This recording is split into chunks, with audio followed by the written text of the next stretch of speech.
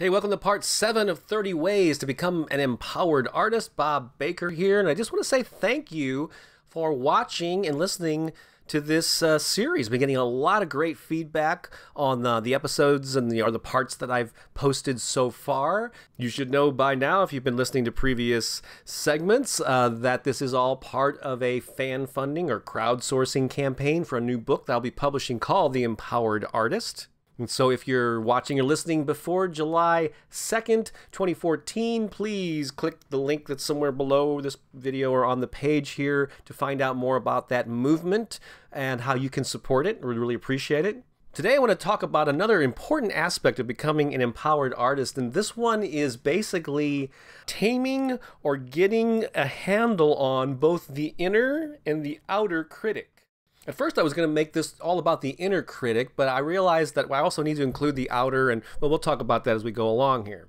But the inner critic is that little voice in our head that's sort of yapping and basically telling us a bunch of negative crapola, like, who do you think you are? Well, that's disgusting, no one's going to like that.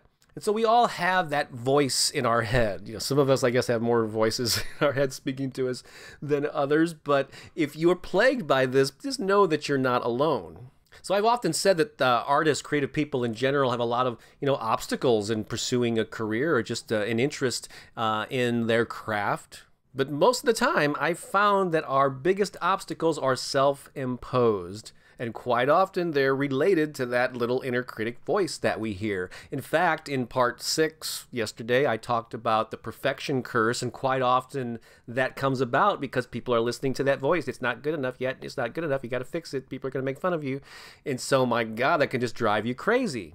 So here's the thing. I purposely did not say you have to silence or you have to get rid of the inner critic. In the same way that you'll never get rid of some amount of fear as you pursue your creative interests. The most successful people, including me, and I'm fairly prolific in my art and music and so on, we have that voice all the time. I hear it. It never goes away. We just learn to deal with it. We kind of put it in its proper place. So the thing isn't to fight it. It's not to fundamentally gun it down or whatever in some violent way. You sort of need to accept that it's always going to be there, but you don't focus on it. You don't give it a loudspeaker and pay to build a platform for it to speak on and all this stuff. You have to tame the darn thing and just let another voice that's also in your head telling you, you know what, you should go for this. You're really good. Damn, that's good. You need to give that voice a platform. You need to give it the megaphone and tame this inner critic one. One of the best pieces of advice I learned to tame the inner critic came from Julia Cameron. She's the author of the well-known book called The Artist's Way. And I heard her talk about this in an interview where she said she actually gives her inner critic a character. She actually names it. For her, she calls it Nigel. And apparently her Nigel, her little voice in her head, is a flamboyantly gay British designer. And I love that concept. What if you gave the voice of your inner critic just some ridiculously cartoonish character and voice? You think you'd take it as seriously as you do now? What if suddenly your inner critic became the Queen of England? Who do you think you are, wanting to be an artist? That's a lousy impression of the Queen if I ever heard one. Or maybe make it Larry the Cable Guy. Hey, they're all gonna laugh at you. I mean, seriously, would you take it seriously? Couple of seriouslys in a row there. So have some fun with this. Put that inner voice that's not going to go away in its proper place. Another less ridiculous way to deal with it is something that I do too, is I realize that somewhere in that negativity of the inner critic, there is actually some value, a good point. It might be delivering that point from a position of fear and disempowerment, but still within the thing that it's saying, there might be some truth. So I've learned to thank it. Whenever that thought of, oh my God, this thing isn't ready for public consumption, I go, thank you. I'm going to be more aware of that as I look it over one time before I send it out the door. So thank it, look for whatever little nugget of truth is in there, and then go, thank you. Now go over and sit in the corner because I have work to do. So great. That's my advice on the inner critic. Learn to tame it. It's never going to go away, but put it in its proper place. Now the outer critic are when people who are not you say similar things. This can be devastating because you're going to go, oh my God, that inner critic was right. See, somebody didn't like something that I did, or they pointed out an error or a typo or something, and it just can devastate you. But you've also got to put that in its proper place. Here's the thing, I'm sure you've heard this before, but let me restate it anyway. The more successful you are, the more empowered you are, the more confidence you have, the more stuff you get out into the world, the more likely it is that someone is not going to be thrilled with something that you did.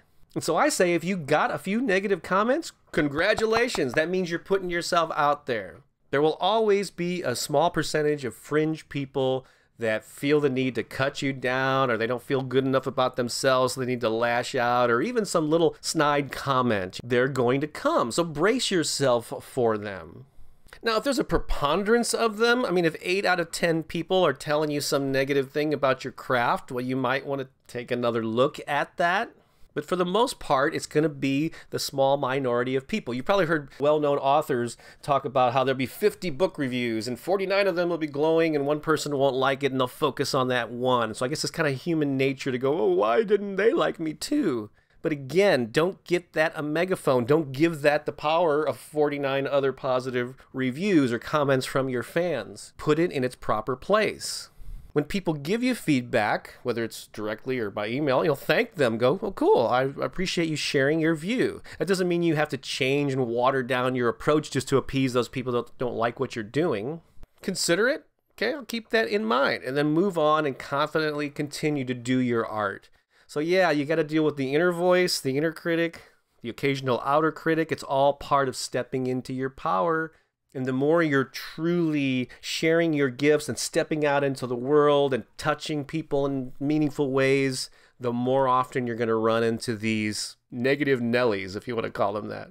So just get used to it. Put them in their proper place. It's okay. And how have you dealt with the negative voices inside and outside over the years as you pursue your art? Does it paralyze you? Tell them to go take a hike or whatever? I don't know. I'd like to hear your thoughts on this too. So leave a comment wherever you're able to leave one on this page. Would love to know your thoughts on this topic. Also, please share this video and this video series and the link to my fan funding campaign, especially if you're watching or listening before July 2nd, 2014. I would really love your support, whether it's a financial contribution, just an energetic contribution, or you sharing it with other people that need to hear this message. I would really appreciate it. Thanks again for sticking with me through this series. I'm enjoying delivering these messages to you, and I'll be back tomorrow with another important point about being an empowered artist. I'm Bob Baker saying so long for now.